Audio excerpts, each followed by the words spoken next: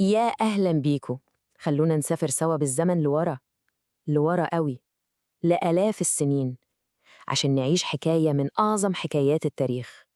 حكاية مش بس عن أرض ونهر، لأ، دي حكاية شعب عارف قيمة النعمة اللي عنده وبنى بيها خلود.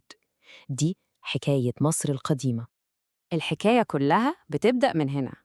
قبل ما نسمع عن أي ملك وقبل ما نشوف أي هرم بآلاف السنين، كان في قوة جبارة، شريان حياة ماشي لوحده في قلب الصحراء. النيل هو ده النهر اللي حول تراب أصفر لجنة خضراء، وهو ده اللي على ضفافه اتولدت حضارة بهرت الدنيا كلها.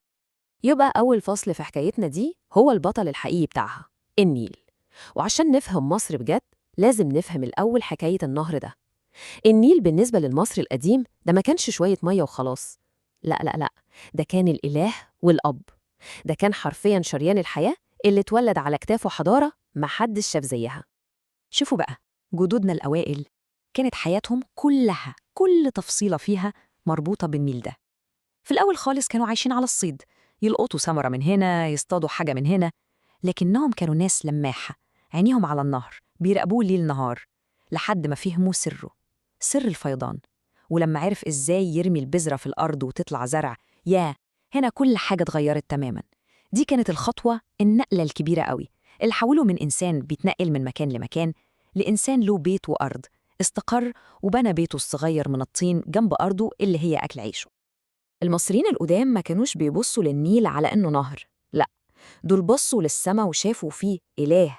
تخيلوا معايا كده، كل سنة في نفس الميعاد النهر ده بيفيض ويغرق الأرض، ولما المية ترجع تاني تكون سابت وراها طبقة طمي سودة وغنية، دهب أسود، جاهزة للزراعة.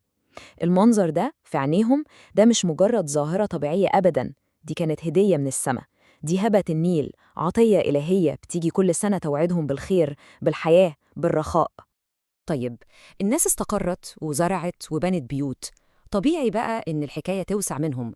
القرية الصغيرة بقت قرية أكبر، والناس كترت، ولما الناس بتكتر بتبدأ المشاكل ويبدأ الصراع، مين ياخد مية أكتر، مين أرضه أحسن. ومن هنا بقى ظهرت مفاهيم جديدة خالص زي السلطة والقوة.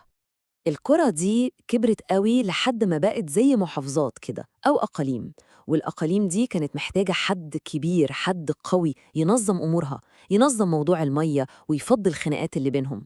ومن هنا بالظبط ظهرت أول بذرة للسلطة، ظهر الملك.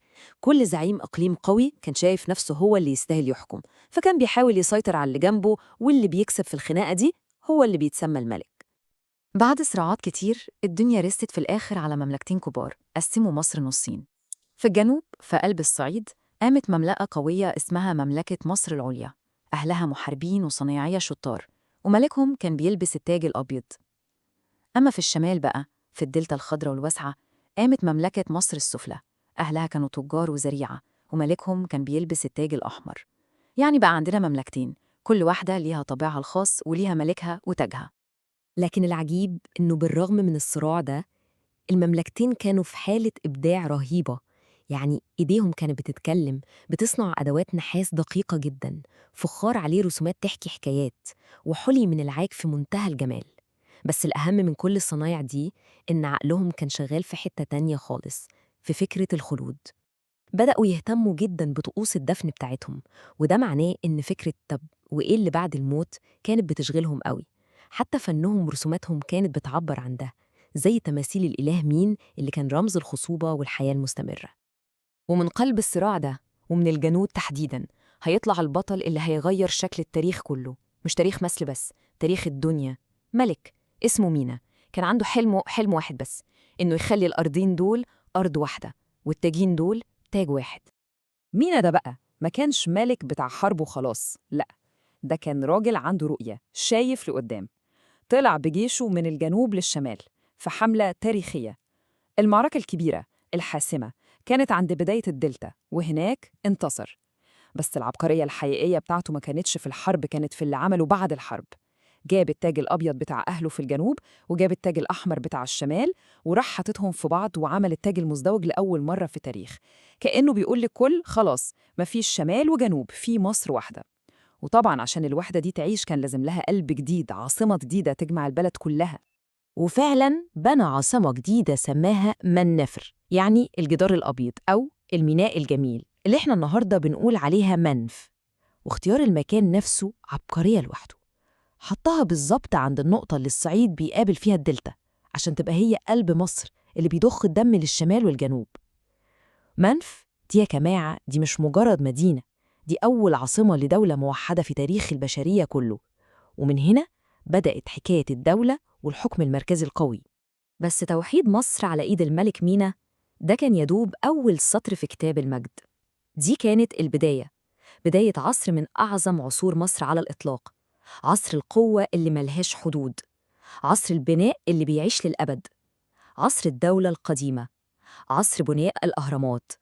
طيب دلوقتي بقى عندنا دولة واحدة قوية ومستقرة ومعها فلوس وناس بالملايين. القوة دي كلها كان لازم تظهر في حاجة تقول للعالم كله إحنا هنا، إحنا مصر العظيمة. فكان السؤال، إيه هي الحاجة؟ إيه هو الرمز اللي ممكن نبنيه ويعيش للأبد؟ الإجابة جت مع الملك خوفو. خوفو لما فكر يبني، هو ما كانش بيفكر يبني قبر وخلاص، لأ، هو كان بيبني بيت الأبدية بتاعه. حلمه كان يبني سلم من الحجر، سلم يوصله للسماء لما ينتقل للعالم الآخر. والنتيجة كانت الإعجاز اللي اسمه الهرم الأكبر، أعظم مبنى بنته إيد إنسان في التاريخ كله. وعشان بس نحاول نتخيل عظمة المشروع ده، الهرم ده اتبنى من أكتر من، اسمعوا الرقم، 2,300,000 كتلة حجر. في كتل حجر منهم وزن الواحدة بيوصل ل 15 طن، يعني قد وزن 3-4 فيلة مع بعض. وكل ده ترص فوق بعضه بدقة هندسية تخض وبنظام إداري عبقري. كل ده في زمن مفيش فيه لا كمبيوتر ولا ونش ولا أي حاجة من اللي نعرفها النهاردة. بعد خوفو جه ابنه الملك خفرع عشان يكمل مسيرة العظمة دي. بنى الهرم بتاعه جنب هرم أبوه، لكنه قرر يسيب بصمة خاصة بيه، بصمة خالدة. خفرع هو صاحب فكرة نحت الحارس الأبدي لهضبة الجيزة كلها، أبو الهول. التمثال الجبار ده جسم أسد، رمز القوة طبعاً، وش إنسان، بيتقال إنه وشه هو شخصياً رمز الحكمة والقوة الملكية. والثلاثية العظيمة دي اكتملت بهرم الملك منقرع حفيد خوفو.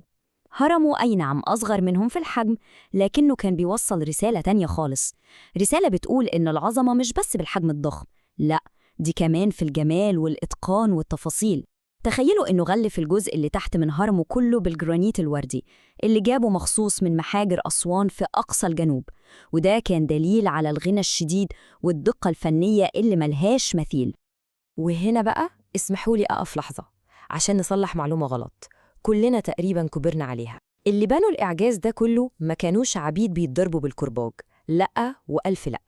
الأدلة الأثرية اللي لقيناها بتقول وبشكل قاطع إنهم كانوا عمال وحرفيين مصريين أحرار وليهم قيمتهم. كان ليهم مدينة بحالها عايشين فيها جنب الأهرامات، فيها بيوتهم وأكلهم وشربهم، وحتى ليهم مقابر خاصة بيهم بيدفنوا فيها بكل احترام.